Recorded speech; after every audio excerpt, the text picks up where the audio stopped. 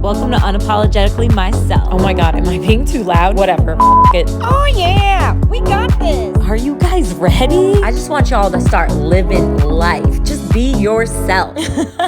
Let's do this, bitches. Welcome back to Unapologetically Myself. I'm your host, Amanda Carluccio. This episode discusses some sensitive topics, including depression and suicide. So if you or someone you know is struggling, please seek support.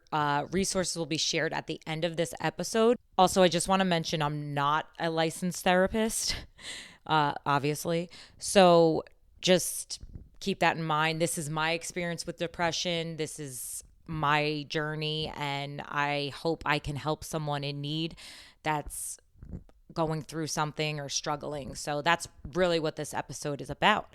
So if this is a trigger for you and you don't want to talk about it, totally understandable. Please feel free to skip this video, and I'll see you at the next one. Okay, guys? But let's continue. Let's get going. Just a little recap of what's going on. Our merch is out, and I know I talked about this at the last episode, but I actually am wearing our sweatshirt, one of our sweatshirts, and it's the Unapologetically Myself sweatshirt. This is the only sweatshirt that's not like a Carluccio sweatshirt, if that makes sense. This is the Unapologetically Myself sweatshirt. So this is the podcast merch, if you will. So we only have one item on the podcast merch, which is this one, and it says unapologetic. Really, Amanda? You should have came up with a better podcast name because you can't even say it. But on the left side, it says Unapologetically Myself in like a hot pink.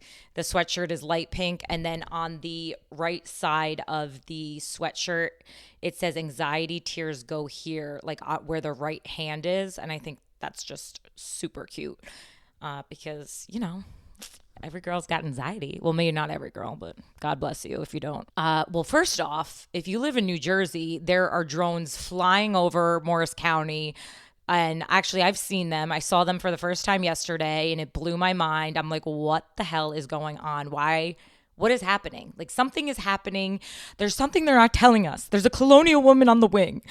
Yeah, it's scary. Like, something's happening. What's going on? I really would like to know. I do feel like the government knows, but they're not telling us, because if it's really something to worry about, they would tell us, right? Or not? Maybe not. I don't know, but something's going on. Apparently, they're flying from the water, which is also weird because I saw a episode about how these aliens live under like the sea. They live under the sea. And I saw it on a Netflix special. I don't know what it's called. I'm sorry. But it was a Netflix special about like alien invasion. And they were talking about how aliens like live in the water. So it's kind of scary that all of a sudden these drones are coming out in Morris County in New Jersey, and they're saying they're appearing from the water and just like hovering all around. They're hovering on the military base. They're also like hovering around President-elect's like Bedminster Golf area. Kind of scary, kind of freaking out. My boyfriend and I go outside every day and try to find them. So it's become kind of like a hobby. We're like, all right, it's 5 o'clock. Let's go out. Let's go find those drones. Okay. So we go out and we try to find them. And it's weird. They're not planes, obviously. You can obviously tell. And they're huge. They're like the size of a car. Like, I've never seen a drone that big. You also like can't really make it out because as soon as you see it, you're like, where'd it go? It's very strange. Anyway, that's going on in New Jersey. What else? It's December and we're getting ready for Christmas. I wanted to do a couple gift guides for you guys, like a gift guide for her, gift guide for him, just because I think that would be nice. Everyone deserves a gift guide, right? I feel like all the influencers do gift guides, and I know that's not really my platform, but why not, right? We need a gift guide. I'll give you a gift guide. Another thing is recently my moo video that I posted. And if you haven't seen it, please go on my platform, on my Instagram or TikTok and watch it. It went super viral on Instagram, and I did not expect it to go crazy like that. It's a video of me wearing a muumuu, and I'm in Paris with my cousins. That's where we were. And I was talking to my cousins taking the video, and I'm talking about how I had this muumuu on. I slept at a guy's house with this heinous muumuu on. If you don't know what a muumuu is, it's like a nightgown, but it has like no pants. So my mom wears them all the time. Usually your grandmother does. If you don't know, just call your grandma up and ask her.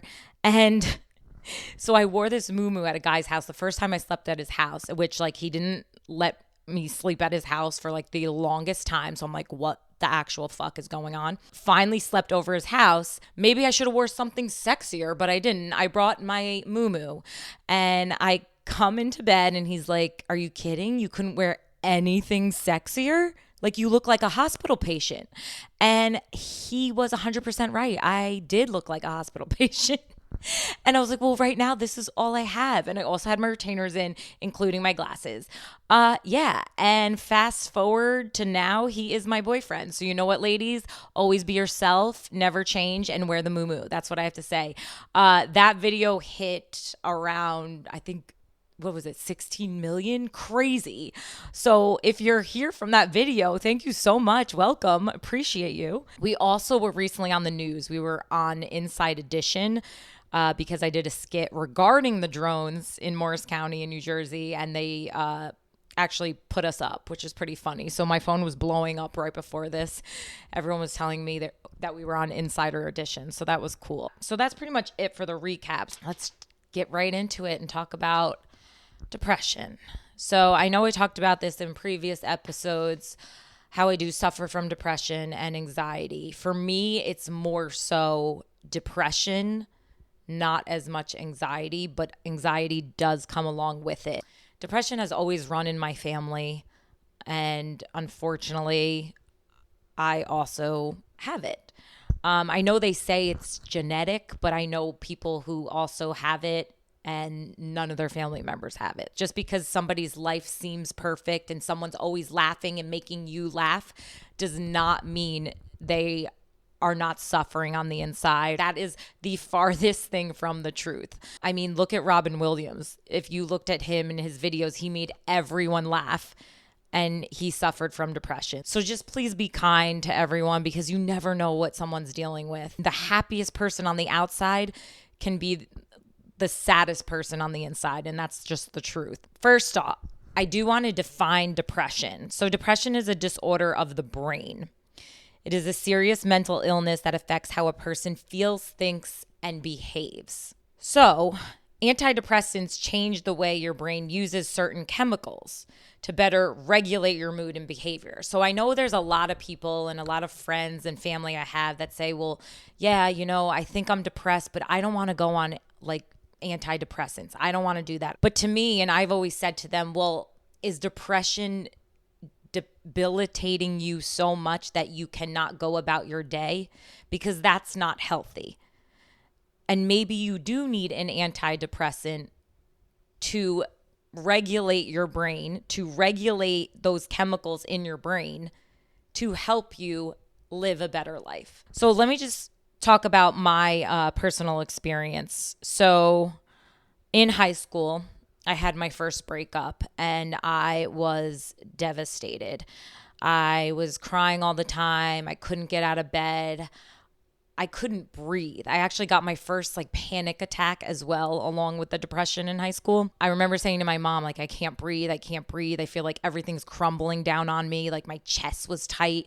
I had this pain in my left side. I had to sit down and put my head between my legs. It was awful. And my mom knew because my mom got panic attacks. So she was like, just relax, just breathe, take a deep breath in, deep breath out, in the nose, out the mouth, in the nose, out the mouth. You're going to be okay. Like it's just a panic attack. But for those of you who have never gotten a panic attack, it almost feels like a heart attack. Not that I've ever gotten a heart attack, thank God, knock on wood. That's what people have said to me. It almost feels like you're having a heart attack. So when that happened, I couldn't concentrate at school. I was extremely fatigued. I was shying away from social activities. I didn't find enjoyment in my daily activities, like going to dance or doing cheerleading. I didn't want to go. I didn't want to socialize with anyone. I literally just wanted to sleep.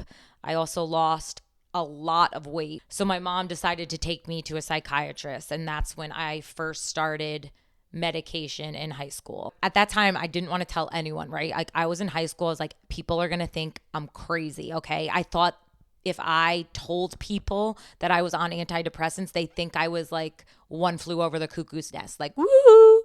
That's literally what I thought in high school. But that is the farthest thing from the truth. Guys, life is hard. Like there are so many people with anxiety and depression. It's nothing to be ashamed about. In fact, please get help if you feel sad. One, you are not alone. And two, there is stuff that can help you. And if you don't want to try pills right away, there's mechanisms that can help, like journaling, meditation, prayer, even talking to a therapist. So in high school, after the breakup, I think I got on Lexapro. My psychiatrist also prescribed me Xanax at the time because I was getting panic attacks. Another thing is you don't always have to be on antidepressants for the rest of your life.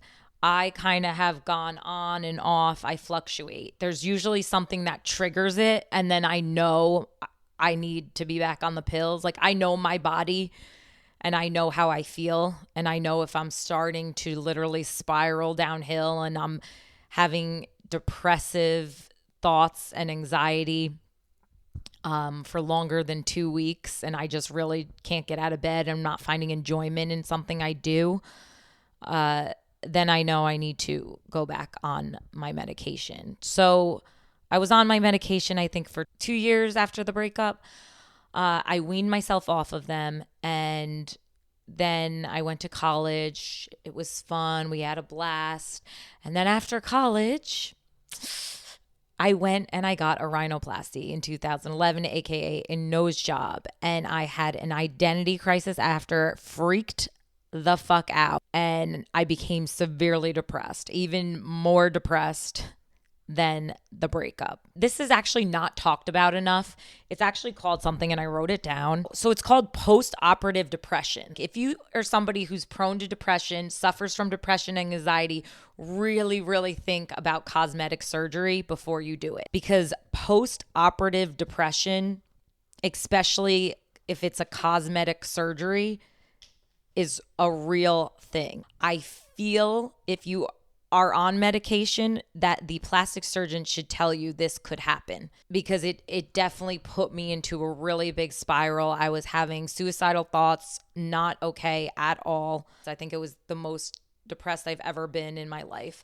And because I was having those thoughts, I had to check myself into a mental institution. And I wanted to talk about this because no one knows this. I'm just telling everyone.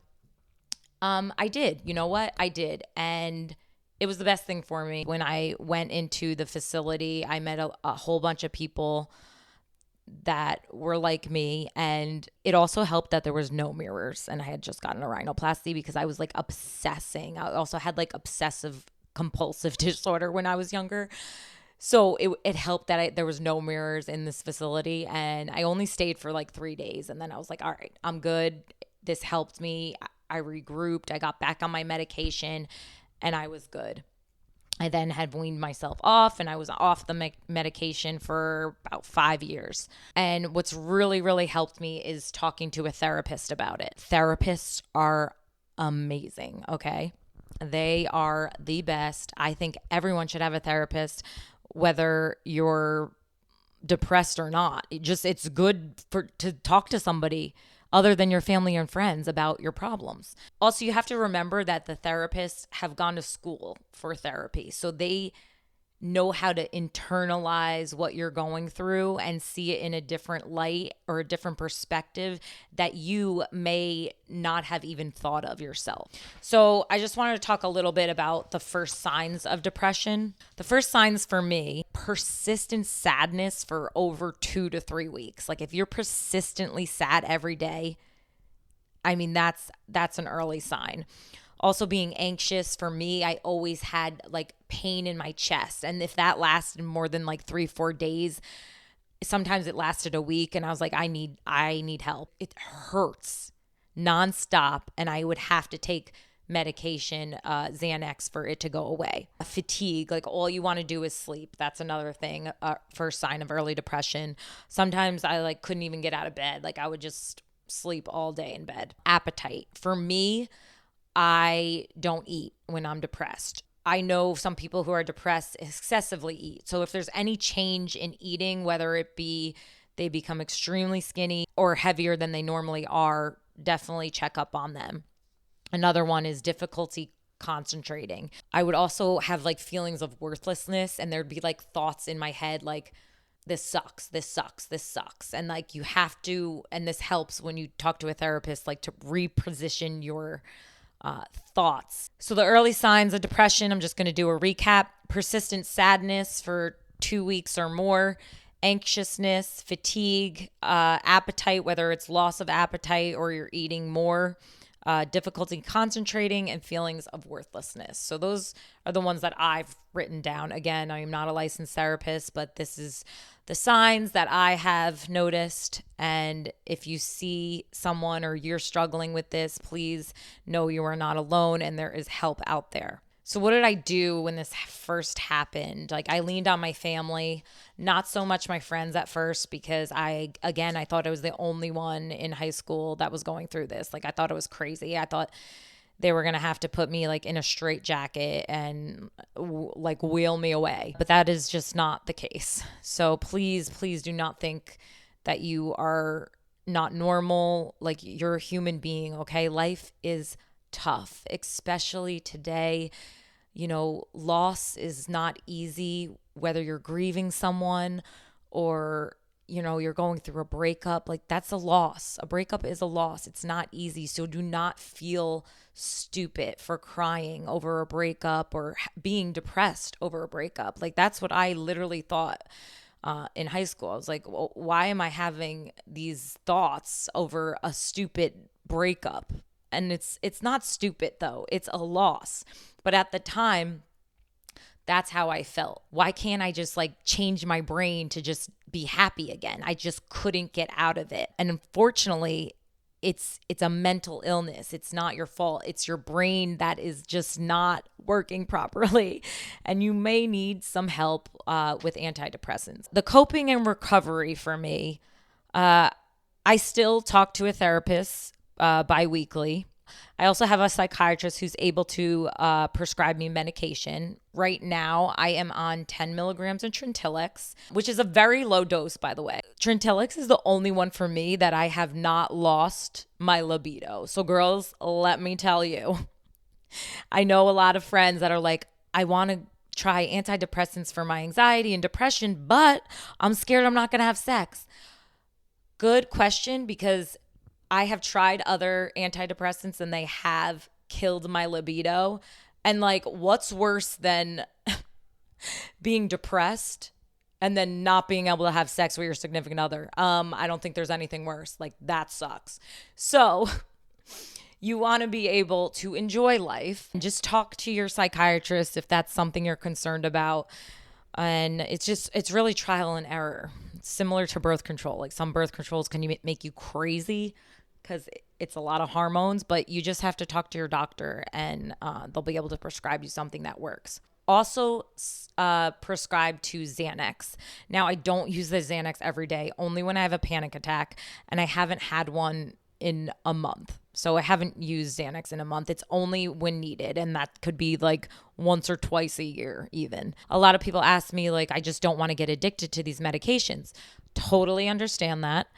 You just with everything have to be careful. Like if you're prescribed Xanax, you cannot take it every day. That is not a pill you take every day. It's when needed. If anyone's facing like similar challenges, if you're going through a loss, please know you are not alone, okay? I know you might feel right now like the world is ending and you cannot keep up and you're drowning. You just want to get out. You just want to be happy. Please know you are not alone and there's people out there that love you and want to help you. If you're ever struggling or know someone who is, there's hotlines to help. So there's the National Suicide Prevention Lifeline, which is 988. You can also text HOME, HOME, to 741741. So it's HOME, HOME, to 741741. And that's the crisis text line. and they'll be able to help you as well. You're going through a rough time right now. I'm praying for you. It will get better, but please, please do not just say it will get better without help.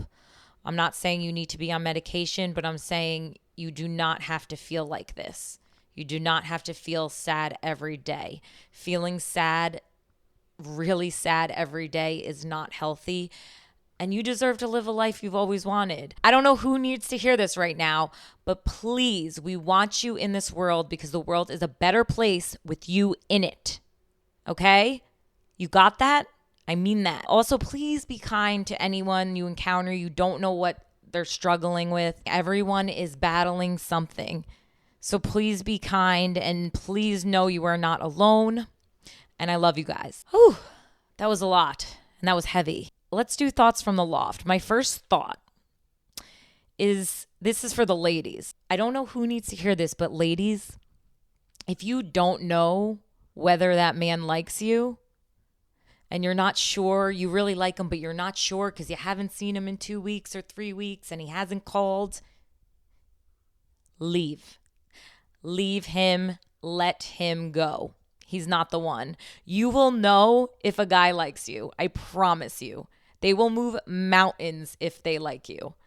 So don't waste your time on somebody that's not going to give you the time of day. Don't chase. We're not chasing. We're attracting in 2025.